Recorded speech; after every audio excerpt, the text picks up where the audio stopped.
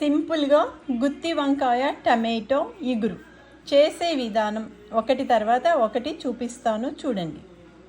గుత్తి వంకాయ టమాటో ఇగురు చేయడానికి ఒక ప్యాన్ తీసుకున్నాను. దాంట్లో ఒక గరిటెడు నువ్వుల నూనె వేస్తున్నాను చూడండి.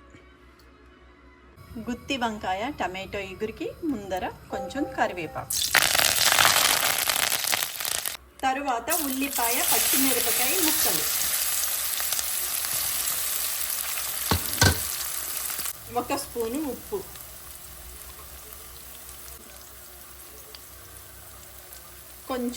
కొంచెం పసుపు. ఒకసారి శుభ్రంగా కలుపుకోవాలి. ఉల్లిపాయలు పచ్చిమిరపకాయలు వేగుతున్నప్పుడే ఒక స్పూను అల్లం వెల్లుల్లి పేస్ట్ కూడా వేయాలి. ఒకసారి శుభ్రంగా కలుపుకోవాలి.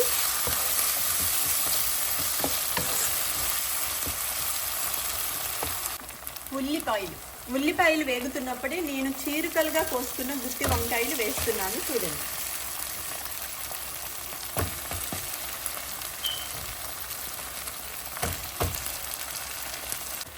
ఒకసారి ఇవి శుభ్రంగా కలుపుకోవాలి.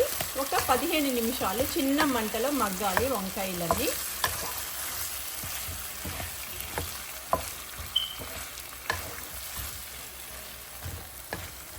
వంకాయలు మగ్గాలంటే ఒక 15 నిమిషాలు చిన్న మంటలో మగ్గాలి. మూత తీసి వంకాయలు మగ్గాయో లేదో చూద్దాం. ఒకసారి కలుపుదాం. వంకాయలు మంచిగా మగ్గిపోయేది. ఇప్పుడు ఇందులో నేను ఏం వేస్తానో చూపిస్తాను చూడండి. గుత్తి వంకాయ టమాటో ఇగురులో ఇప్పుడు టమాటో ముక్కలు వేస్తున్నాను చూడండి.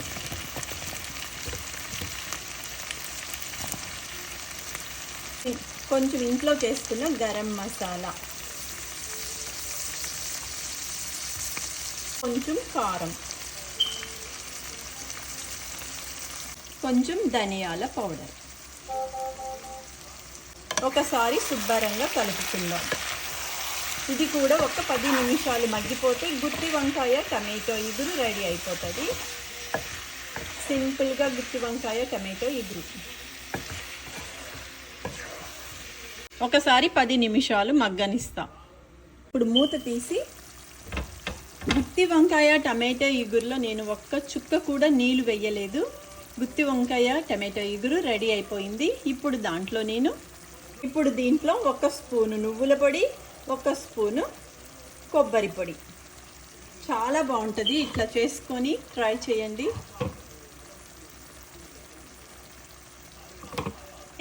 అట్లానే కొంచెం కొత్తిమీర.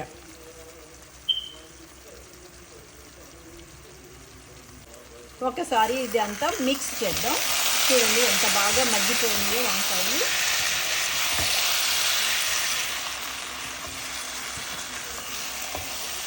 రెడీ అయిపోయింది గుత్తి వంకాయ టమాటో ఇగురు. గుత్తి వంకాయ టమాటో ఇగురు రెడీ అయిపోయింది.